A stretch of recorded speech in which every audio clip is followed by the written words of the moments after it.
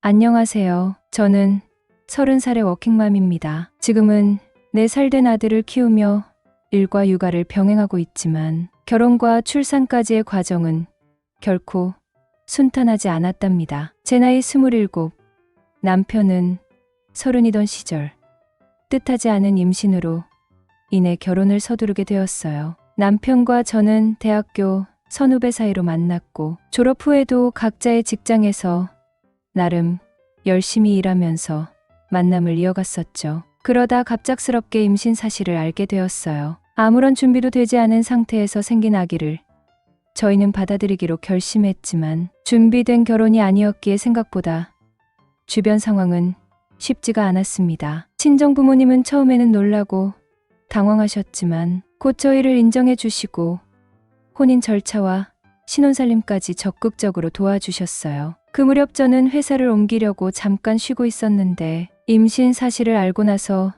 출산 후에 새로운 직장을 찾기로 마음을 먹었습니다. 시어머니는 처음부터 이런 상황을 달가워하지 않으셨어요. 결혼이 너무 급하게 진행되는 것부터 마음에 들어 하지 않으셨고 임신 사실을 전했을 때도 일 저질러 놓고 지금 와서 애 가졌다고 하면 얼씨구나 좋다고 결혼시켜줄 줄 알았냐? 우리 집안 체면은 안중에도 없니? 하시면서 화부터 내셨던 분이셨어요. 체면과 형식을 중요하게 여기는 시댁 식구들은 혼전 임신이라는 이유로 결혼 자체를 반대했고 시어머니는 저를 처음부터 탐탁지 않아 하셨어요. 시아버지 역시 아직 피지도 못한 아들, 인생 발목 잡혔네 하시며 노골적으로 불만을 드러내셨습니다. 하지만 남편의 끈질긴 설득으로 겨우 시부모님을 결혼식장에 모실 수 있었지만 두 분은 결혼식 내내 굳은 표정으로 앉아 계셨어요. 저는 그 차가운 분위기 속에서 눈치를 보느라 마음껏 웃지도 못했고요. 친구들과 사진 촬영을 할 때 겉으로는 활짝 웃고 있었지만 속은 그다지 편하지가 않았습니다. 그런 제 모습을 지켜보신 친정 부모님은 안타까움에 마음 아파하시면서 제 앞날에 대해 참 많은 걱정을 하셨어요. 급하게 결혼을 준비하느라 친정에서 작은 전셋집을 마련해 주셨지만 시댁에서는 단 한 푼도 도움을 주지 않았습니다. 오히려 임신해서 남의 아들 발목 잡은 집에서 해주는 게 당연하지라는 말까지 들어야 했죠. 결혼 후에도 시어머니의 태도는 변하지 않았습니다. 말끝마다 가시가 박혀 있었고 싸늘한 시선과 차가운 말투는 저를 끊임없이 지치게 만들더군요. 결혼 초에 저는 어떻게든 시어머니와 가까워지고 싶어 사흘이 멀다 하고 전화를 드렸습니다. 하지만 단 한 번도 반갑게 받아주신 적이 없었어요. 반겨주시지도 않는데 굳이 해야 하나 싶어서 며칠간 연락을 안 했더니 이번에는 직접 전화가 오더라고요. 첫마디가 너는 시어미가 죽어도 모르겠다. 왜 이렇게 연락이 뜸하냐? 친정에서 그런 기본적인 교육도 안 가르쳐 주디? 하시면서 핀잔을 주셨습니다. 그럴 때마다 저는 정말 어떤 장단에 맞춰야 할지 몰라서 당황하기가 일쑤였어요. 그냥 처음부터 제 모든 게 어머님 마음에 들지 않았던 거죠. 그렇게 저를 외면하다가 막상 본인이 필요할 때는 시도 때도 없이 부르셨어요. 본인 몸이 조금 아프다고 30분 거리에 사는 저를 불러서 집 앞 슈퍼에서 시장을 봐놓고 가라고 하신 적도 있으셨어요. 솔직히 시아버지에게 부탁하셔도 되는데 굳이 홀몸도 아닌 저를 왜 부르시는지 이해할 수가 없었습니다. 그저 제가 미워서 괴롭히고 싶으셨나 봐요. 그 이후에도 장을 봐서 오라는 전화를 수시로 받았고 입덧까지 해가면서 힘든 몸을 이끌고 마트를 다녀오며 속상한 마음을 삭혀야 했어요. 매번 시키는 일을 다 해도 좋은 소리 한 번 못 들었지만 이렇게라도 시부모님 말씀을 잘 들으면 언젠가 며느리로 예뻐해 주시고 잘 대해 주시지 않을까 싶은 기대감이 있었던 거죠. 결혼 후 바로 맞이한 첫 추석 명절 때 저는 하루 종일 부엌에 서서 전을 부치고 나물을 무치며 음식을 준비했습니다. 큰 어머님이 임산부는 좀 쉬게 해야 하는 거 아닌가 하고 말씀하셨지만 시어머니는 아직 배가 많이 부른 것도 아닌데요. 시집을 왔으면 시댁 일도 얼른 익혀야죠 하며 본인 말을 합리화시키기 바빴습니다. 홀몸도 아닌 제가 힘들까봐 뭐라도 도와주고 싶어 들어온 남편에게 고함을 지르시며 부엌에서 내쫓으신 분도 시어머니이셨어요. 그래도 그때는 배가 많이 나오진 않아서 움직이는 데는 큰 불편함을 느끼지는 못했던 것 같아요. 정말 힘들었던 날은 김장 때였어요. 12월에 남편이 지방 출장을 간 사이 시어머니는 김장을 하러 오라고 하셨고 저는 조금 무거워진 몸으로 시댁으로 갔습니다. 몸이 무거워서 못 가겠다고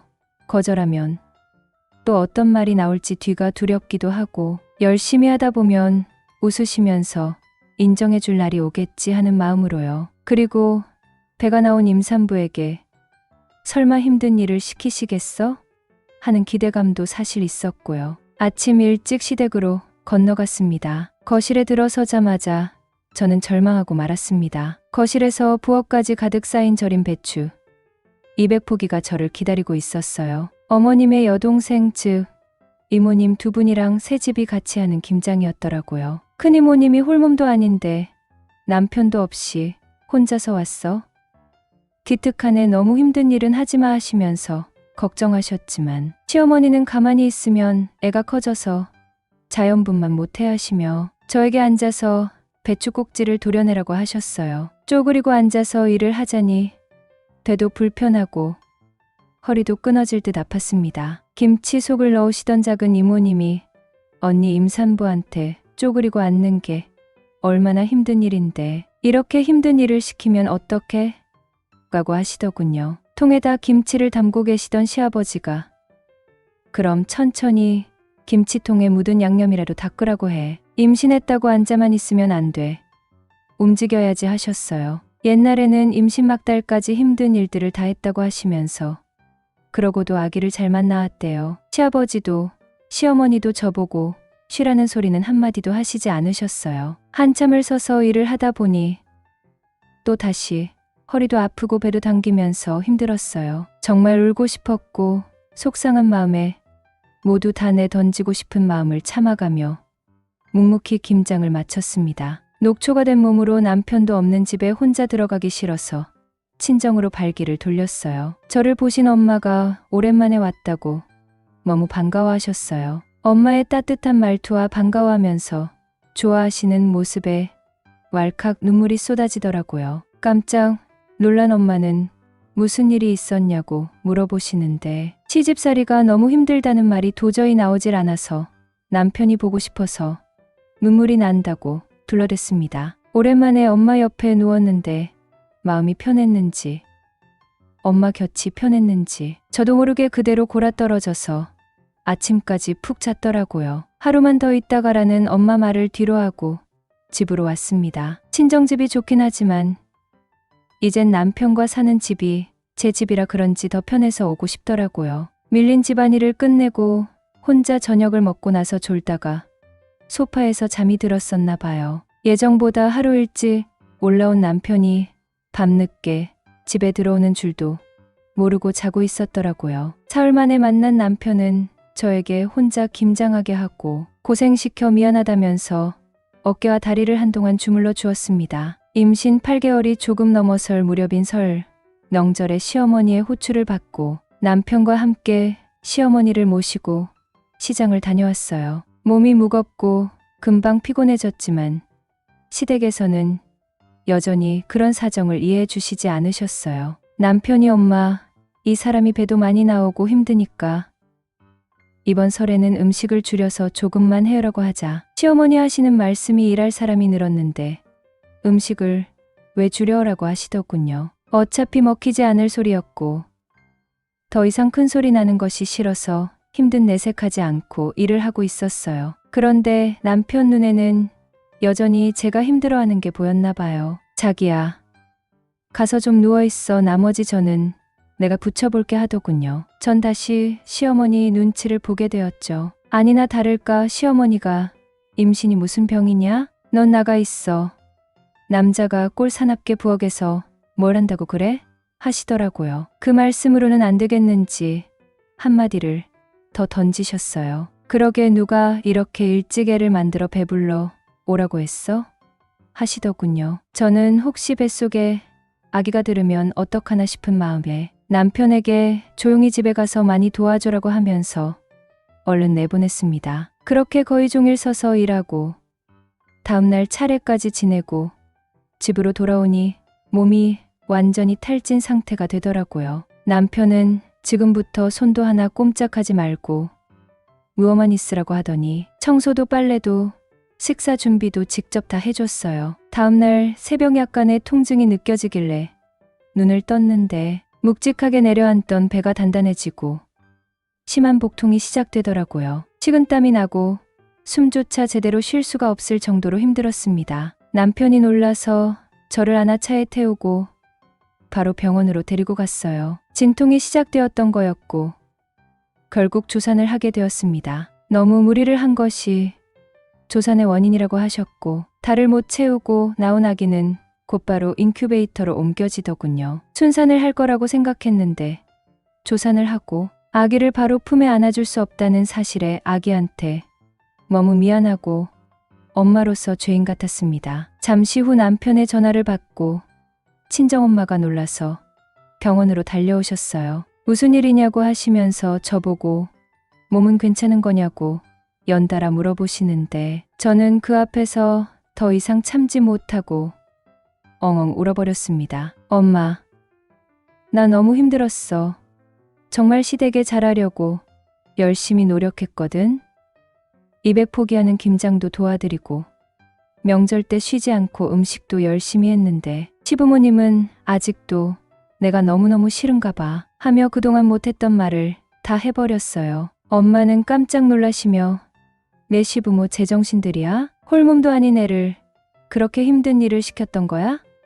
하시더니 동시에 사위를 쏘아보셨어요. 장모님의 그런 눈빛은 처음이라 남편이 살짝 긴장을 하더군요. 전 시댁에서는 혼전 임신이라 이미 죄인이 되어 있고 이젠 조산으로 친정엄마까지 속상하게 만든 대역 죄인이 된 것 같아 제 자신이 너무너무 싫었습니다. 한동안 아무 말씀이 없으셨던 엄마는 곧 마음을 다 잡으시더니 그동안 우리 딸 고생 많았고 조산했다고 걱정 말고 아기 예쁘게 잘 키워보자. 아무 일 없을 거야 라고 하시면서 절 꼭 안아주셨어요. 어지러웠던 제 마음이 안정을 찾게 되는 순간이었던 것 같아요. 그리고 이틀 후 시어머니가 병원으로 찾아오셨어요. 병실 문을 열자마자 얼굴에는 걱정이나 미안함은 찾아볼 수가 없고 불만이 가득한 얼굴을 하고 계셨습니다. 친정엄마가 사부인 오셨냐고 차분하게 인사를 드리니 시어머니는 고개만 까딱하시고서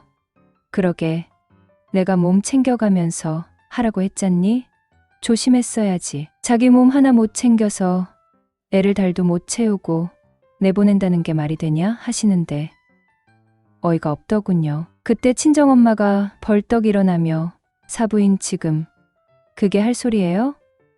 제 딸이 김장이나 명절에 일하는 일꾼입니까? 8개월 넘어선 임산부한테 전 부치고 설거지까지 시켜서 조산하게 만들어 놓고 지금 며느리 탓을 해요? 시어머니는 정색을 하면서 나 참 그 엄마의 그 딸이었네. 딸 교육을 어떻게 시켰길래 덜컥 임신부터 해서 결혼하게 만들어 놓더니 이젠 조산까지 뭘 잘했다고 큰 소리 치는 거예요? 라며 중얼거리셨어요. 내 딸 혼자서 임신했어요? 그럼 사부인 아들은 아무 잘못이 없고요? 도대체 언제까지 그놈의 혼전 임신 타령하실 건데요? 그리고 요즘 시대에 혼전 임신했다고 시부모들 사부인처럼 안 합니다. 축하는 고사하고 비난을 하지 말아야죠. 적어도 어른이라면요. 겉모습만 어른이면 다 어른인가요? 어른답게 행동하시고 어른답게 말하세요라고 하시는데 엄마는 시어머니에게 한치도 꿀리지 않고 맞받아 치시더라고요. 평소에 저희 엄마는 굉장히 차분하고 이성적인 사람이었는데 자식일 앞에서는 이성을 잃어버리게 되나 봐요. 시어머니는 부르르 떠시면서 시댁 와서 일 좀 했다고 조산하면 조산 안 할 사람 하나도 없겠네. 약한 딸 남의 집에 시집 보낸 걸 이아내나 해야지. 어디서 큰 소리야 하셨어요. 그때 남편이 조용히 일어나더니 단호하게 말하더군요. 엄마, 그동안 이 사람이 엄마한테 인정받으려고 얼마나 열심히 노력하면서 살아왔는데 그딴 식으로 말을 해요? 노력하면 받아줄 줄도 알아야지. 어떻게 변한 게 하나도 없어요? 솔직히 저 엄마 집 가서 일하는 거 못하게 말렸는데 이 사람이 엄마와 가까워지고 싶어서 힘들어도 마다 않고 스스로 다닌 거예요. 며느리한테 미안하지도 않으세요? 갑자기 남편이 저를 보면서 거봐 소용없잖아. 당신 헛고생한 거야. 이젠 아무것도 하지마 알겠지?